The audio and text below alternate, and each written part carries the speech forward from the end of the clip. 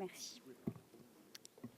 Monsieur le ministre, monsieur le rapporteur général, monsieur le président, mes chers collègues, l'ambition du gouvernement en matière de transition écologique est clairement inscrite dans ce budget qui traduit en chiffres le plan climat. Quelle ambition! D'un côté, un investissement de plus de 20 milliards dans la transition écologique à travers le grand plan d'investissement, et d'un autre côté, l'enclenchement de l'outil de fiscalité environnementale. Le cap et la doctrine de cet outil sont clairement fixés. Faire respecter le principe de réalité, fixer une stratégie de long terme et assurer la solidarité intra- et intergénérationnelle. Nous avons travaillé main dans la main entre députés de la République En Marche de différentes commissions et avec le gouvernement pour agir en cohérence et défendre cette vision de l'avenir et de l'intérêt général à laquelle nous croyons et pour laquelle nous nous battons.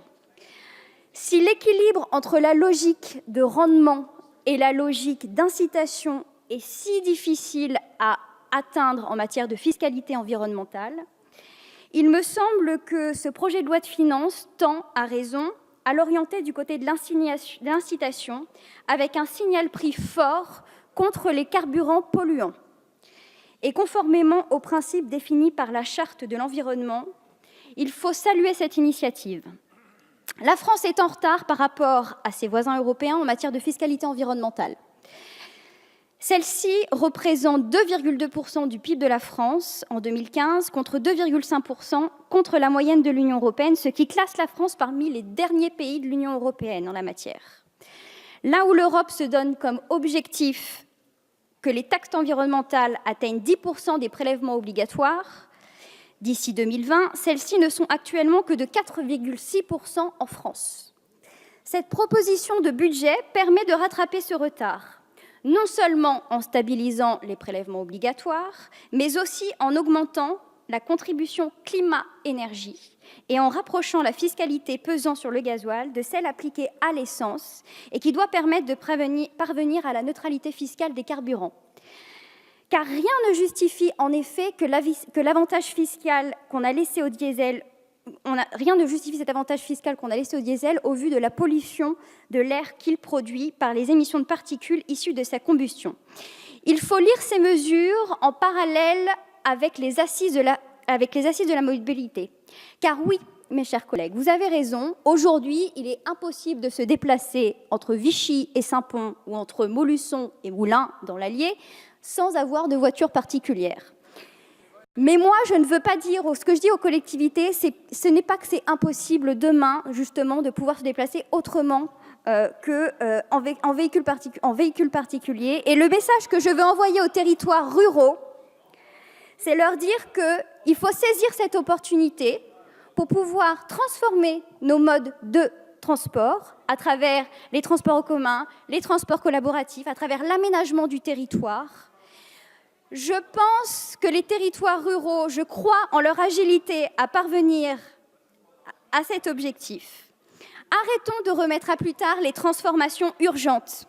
L'histoire ne se fait pas dans le passé, elle ne se fait pas dans l'avenir, elle se fait dans le présent.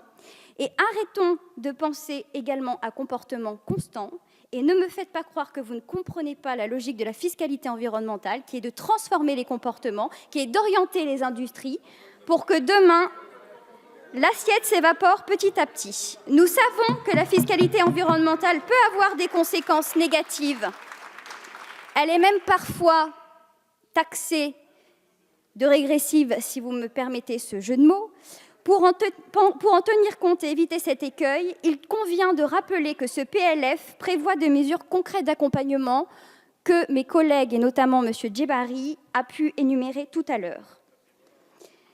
La transformation de l'ISF en IFI sera également un outil de la transition écologique. Une plus grande part de l'épargne ainsi débloquée pourra aller vers le financement long terme et pourra créer une croissance durable. Et nous devrons veiller à cela.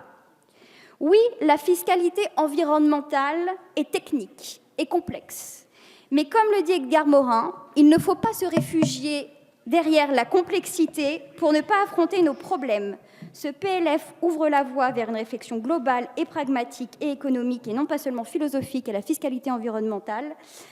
Et investir dans la transition écologique et utiliser la fiscalité environnementale comme outil nous permettra d'apurer nos dettes que nous constituons sur les générations futures. Merci Madame Peyrol.